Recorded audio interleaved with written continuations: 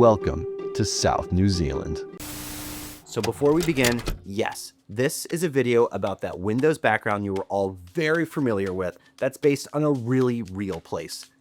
Wharariki Beach, which is a place I will probably mispronounce a couple times, so please bear with me. But you can probably find all that out just with a simple Google. So if that's all you wanted was just the name, well, then there you go. But I actually have a lot more story to tell you about this place. So let's start at the beginning. It has been raining like crazy all day. No, I'm talking way before this trip, and how this place became a part of so many people's lives across the world. Whether you like them, hate them, or have no feelings at all, the Microsoft Windows backgrounds are iconic. As the default backgrounds for PCs around the world, they form an odd piece of shared culture around countries and languages. It's likely the reason you're watching this video in the first place. It's hard to even look at that famous photo of rolling green grass, officially named Bliss, without thinking of the iconic Windows XP and the era it came from. We meet here during a crucial period in the history of our nation. This little snapshot taken by Charles O'Rear reportedly earned him a six-figure sum and encapsulates the early 2000s as much as any image out there. I have a theory that anybody now from age 15 on for the rest of their life will remember this photograph. Side note, today that spot is a vineyard, so it really is a capsule in time. So I know that was a long-winded way to get to this point, but I thought the added context would give you some cultural weight to the impact this place has had in the world, and why I had a bit of an obsession of trying to find out, as a photographer, where these pictures were actually taken since we were here. Our screens often feel like a barrier between us and the outside world, but here was a case where a digital window pointed towards something tangible, something you could step into and explore. So, after spending several days exploring the Milford Track and rain in the forecast for the next few days, embrace the suck! We decided to head up north and check out this famous beach. So beautiful, but this would be better a bit sunny, you know.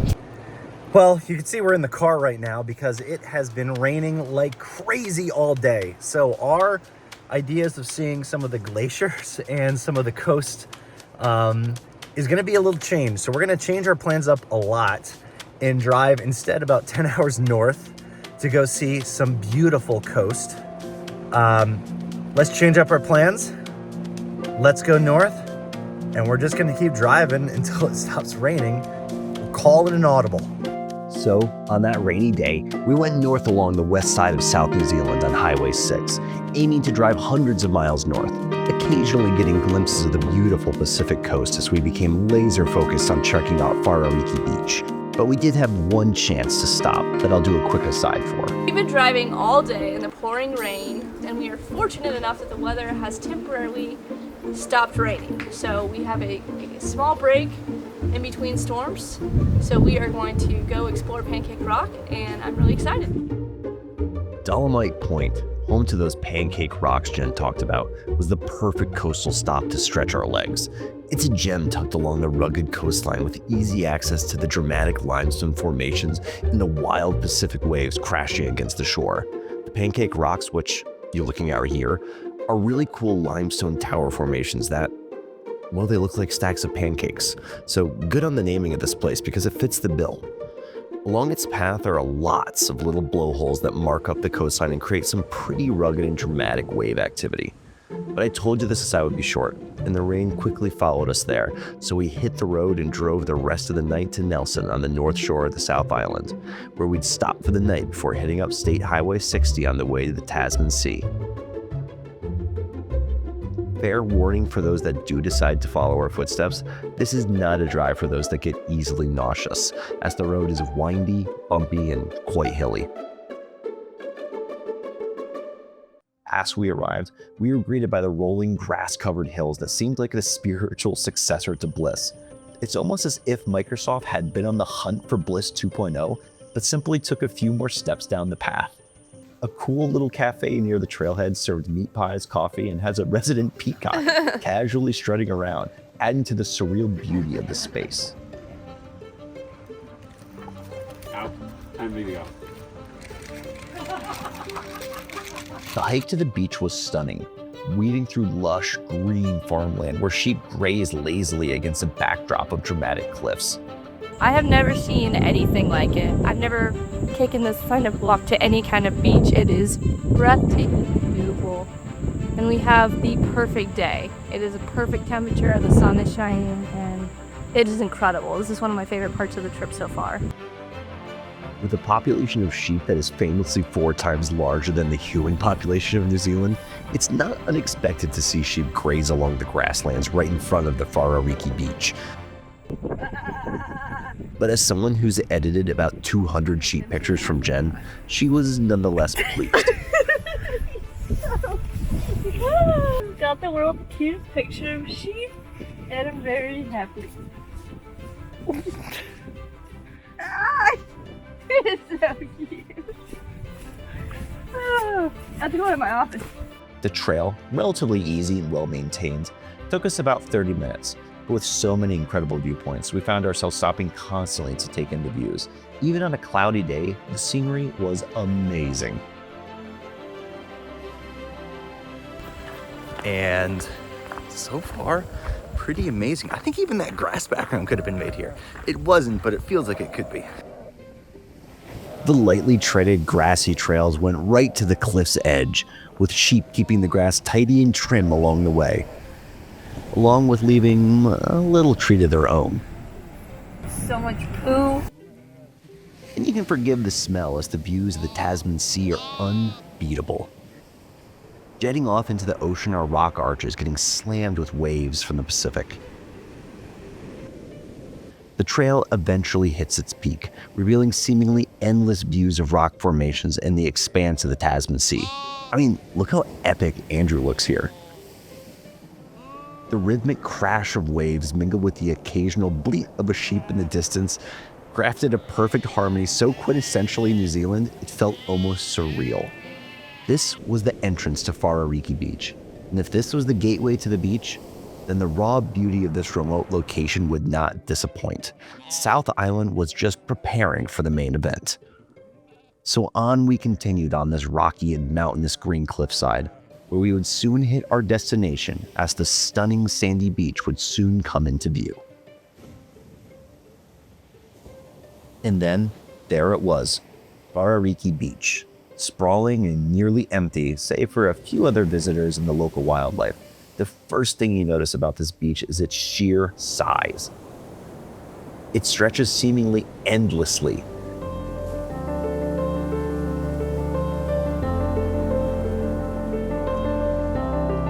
Framed by towering cliffs and enormous sea stacks rising from the ocean. The beach is home to an array of wildlife, including a large colony of fur seals that lounge on the rocks and dart playfully in the surf. It's you guys, the little baby sea guys, the little pups. And they're hanging out on the rock over there, and it's really nice. These seals, well, incredibly charming and super cute, face conservation challenges due to increasing human presence and climate change affecting their food sources. So when you go, I encourage you to keep respectful distance to avoid disturbing them. Additionally, the beach is a vital nesting ground for the variable oyster catchers, whose eggs are often at risk for both natural predators and the unintentional human interference. Protective measures, such as signage and restricted areas during breeding season, have been put into place to help safeguard these vulnerable species. We spotted these striking black and white shorebirds with bright orange beaks picking through the sand for food and just floating above the crashing waves. Okay, let's get back to finding where those Windows background pictures were taken. I mean, they were taken here, but we weren't exactly sure where they were taken exactly. So the 4 of us headed up to the beach to try to get a feel for where these photos were taken. But just to recap, there are 2 Microsoft Windows backgrounds that were filmed from this area. One is a default background that prominently features 2 rocks jetting out from the sea as a woman runs in the beach in the foreground. And the second is a login screen photo featuring those same 2 rocks but from another angle, in a cave that frames the entire shot.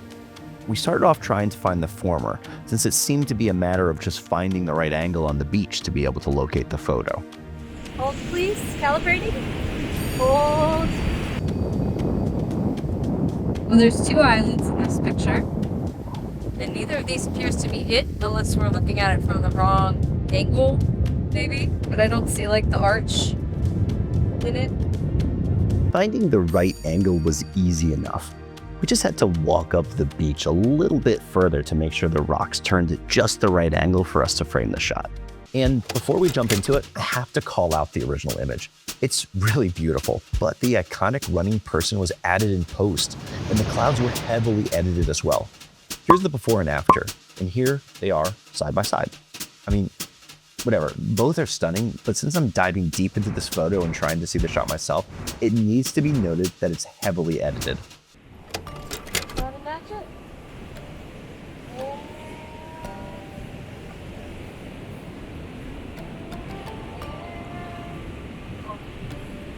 Stop. Well, there we were. We seemed to be the right distance from the rocks, and the distinct arch was there, so I got my settings right and sent Kelly across the screen to run.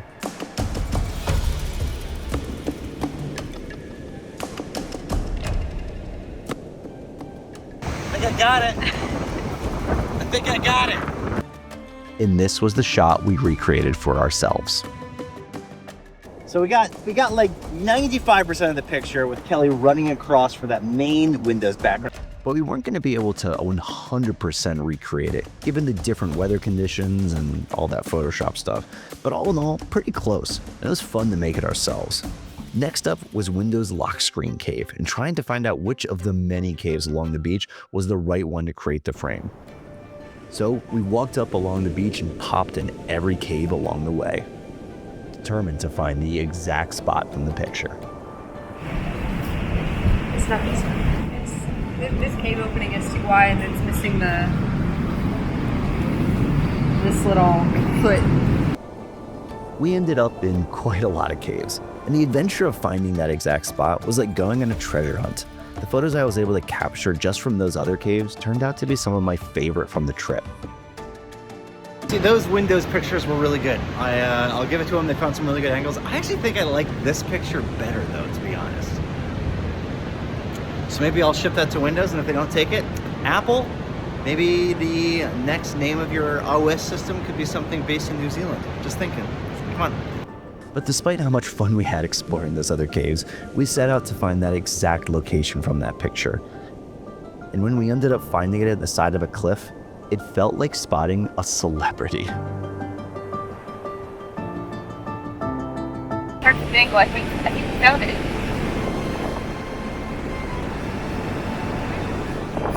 Here it is.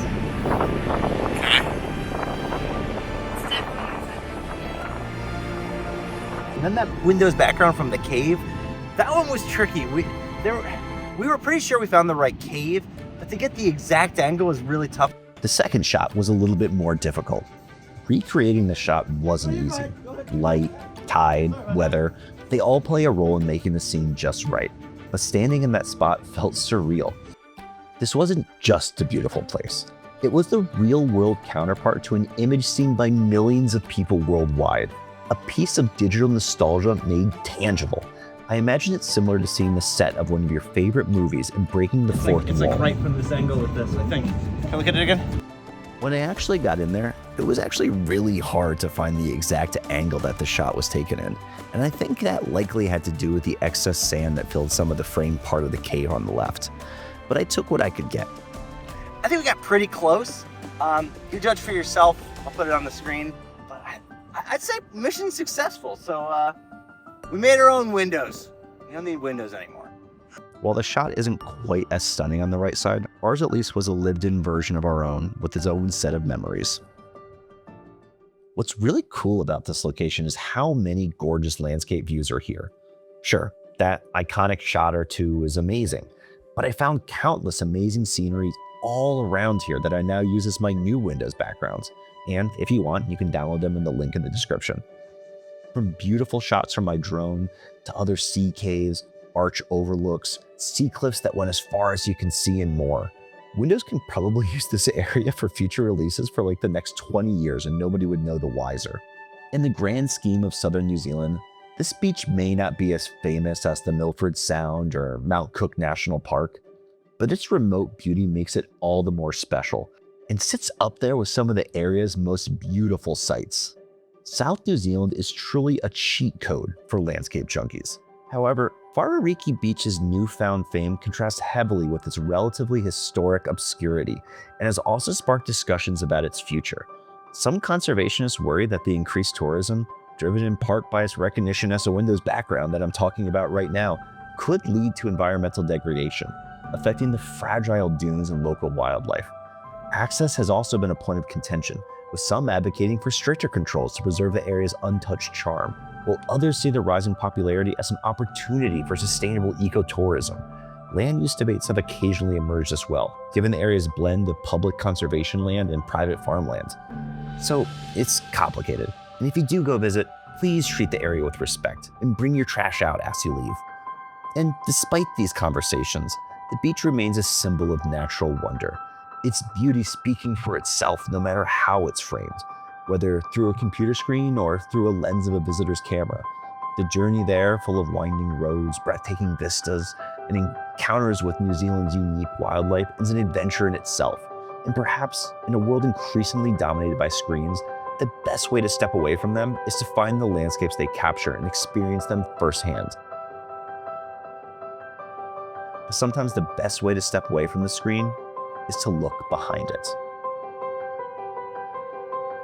Thanks so much for watching. Thanks for watching. I hope you liked the adventure and it inspires you to take some of your own. If you want more, make sure to hit the like and subscribe button and check out some more from my channel. Thanks.